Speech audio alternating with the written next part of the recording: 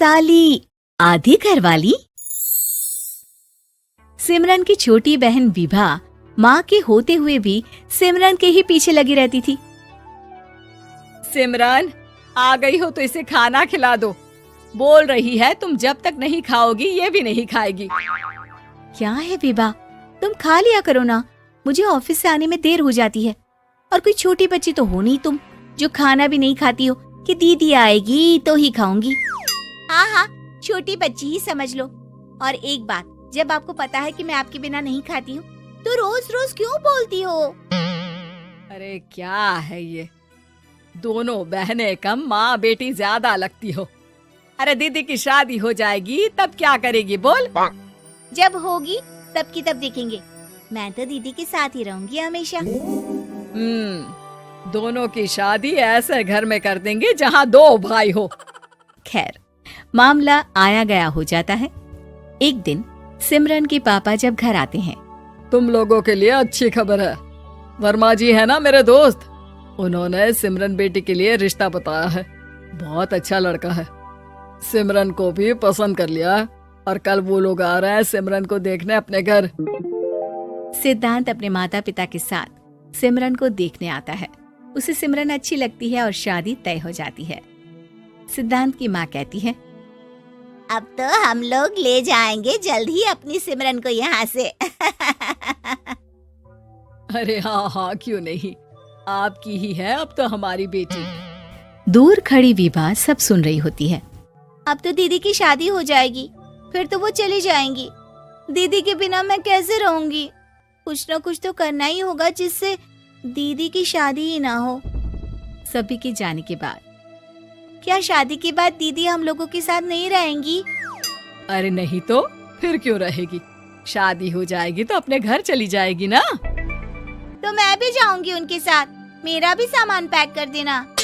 अरे कैसे बात कर रही हो विभा, दीदी के ससुराल छोटी बहन नहीं जाती। हाँ, कभी कभी जाकर मिलाना और रोज फोन पर भी बात कर लेना, ठीक है? नहीं पापा, आप तो जानते हैं मैं दीदी के बिना खाना भी नहीं खाती, ना ही मुझे उनके बिना नींद आती है। सिमरन बहन की बात सुनकर इमोशनल हो जाती है। अगले दिन से विभा खाना खाना छोड़ देती है। लोगों के लाख समझाने के बाद भी विभा ना खाती है ना ही सोती है। अंत में हार मानकर सिमरन सिद्धांत से मिलती है। सिद्धांत, मेरे मम्मी पापा ने बचपन से ही विभा और मुझे साथ रखा। वो मुझसे बहुत जुड़ी है। मुझे उसकी टेंशन रहेगी शादी के बाद, क्योंकि वो मेरे बिना नहीं रह सकती है। अरे ये तो छोटी सी बात है, वो हम लोगों के साथ हमारे घर में रह सकती है। जब उसकी अकल आ जाएगी या वो समझ जाएगी कि तुम्हारा घर वो नहीं बल्कि ये है, तो हम उसे घर छोड़ आएंगे, ठीक है? सिमरन खुश हो जाती है क्योंकि वो यही चाहती थी।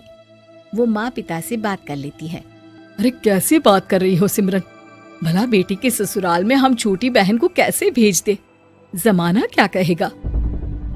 अरे तू पागल हो गया है, मना कर दे। इस शादी में इन लोगों का तो ये चलता ही रहेगा, कभी बहन यहाँ आ रही है, कभी वो बहन के पास जा रही है।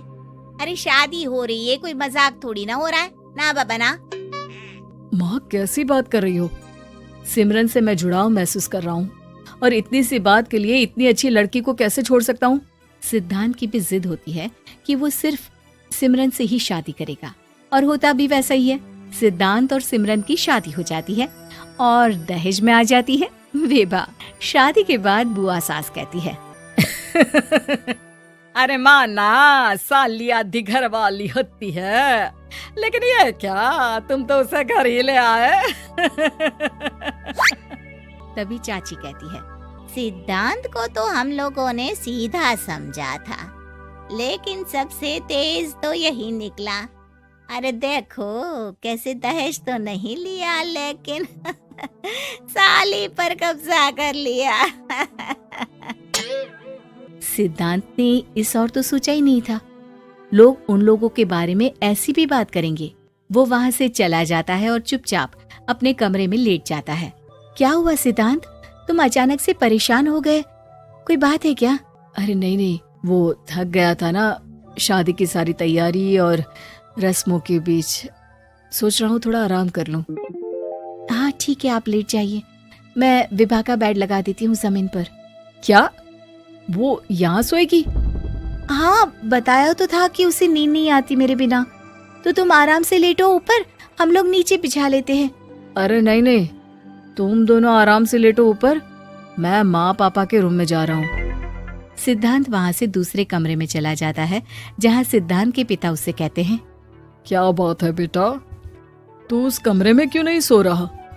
बहू से लड़ाई हो गई है क्या शादी के पहले दिन ही? अब नहीं पापा, वो दोनों बहनों को बात करनी थी और मुझे नींद आ रही है, तो मैं यहाँ सोने चला आया। अगले दिन सिद्धांत तैयार होकर ऑफिस जाता है। ऑफिस में लंच के वक्त दोस्त कहता है, क्या बात है सिद्धांत, इतना सारा खाना एक ही दिन में? हाँ यार, वो सिमरन को खाना बनाने का शौक है तो उसी ने बनाया है। यार हम लोगों की तो सिर्फ एक ही बीवी है, इसकी तो दो है ना। सिद्धांत को गुस्सा आ जाता है। कैसी बात कर रहा है तू? अरे तू तो भाग्यशाली है जो बीवी के साथ साथ साली भी आ गई। अरे साली लोगों की तो आधी घरवाली होती है, तुझे तो पूरी की पूरी मिल गई। सिद्धांत का पारा अब 7वें आसमान में पहुंच जाता है। वो खड़ा होकर उस लड़के से लड़ने लगता है। हाँ, मेरी शादी में मेरी बीवी के साथ मेरी साली भी आई है, ये सच है, लेकिन सिर्फ कुछ समय के लिए, क्योंकि उसने सिमरन को बचपन से ही माँ की तरह देखा और यूं अचानक वो सिमरन से अलग नहीं रह सकती थी। इसलिए सोचो, अगर मेरी बीवी उसके लिए माँ का स्थान रखती है तो मेरा दर्जा क्या हुआ? तभी वहाँ बॉस आ जाता है। माफ करना सिद्धांत, यहाँ इस मेंटल लेवल के लोग हैं, जरूरी नहीं साली सिर्फ आधी घरवाली ही हो, कभी वो छोटी बहन तो कभी बेटी भी होती है। वेल डन सिद्धांत। सिद्धांत को अब ऑफिस में कोई कुछ नहीं कहता, लेकिन आस पड़ोस का वो तो वही हाल रहता है। सिद्धांत ऑफिस से घर की ओर आ रहा होता है कि रास्ते में उसे अपनी कॉलोनी का दोस्त मिल जाता है। क्या बात है, चेहरे की चमक बता रही है, शादी से बड़ा खुश है तू, क्यों? हाँ यार, अच्छी लड़की और अच्छा परिवार मिलना कहाँ होता है जल्दी आजकल। यार हमें भी दिला देना ऐसा परिवार जहाँ एक के साथ एक फ्री की स्कीम चल रही हो। सिद्धांत को फिर गुस्सा आ जाता है। वो दोस्त को मारने के लिए हाथ उठाता ही है कि वहाँ विभा आ जाती है। अरे जीजू, रहने दीजिए ना, ये लोग नहीं समझेंगे कि इंसानियत क्या होती है। ये सच है कि दीदी से कैसे दूर रहना, ये मुझे पता नहीं था। आपने मुझे दीदी के पास रहने का मौका देकर ये समझने का मौका दिया कि लड़की का असली घर उसका ससुराल होता है। मैं समझ चुकी हूँ, मैं जा रही हूँ जीजू, लेकिन मैं खुश हूँ कि आपने मुझे अपनी छोटी बहन समझा।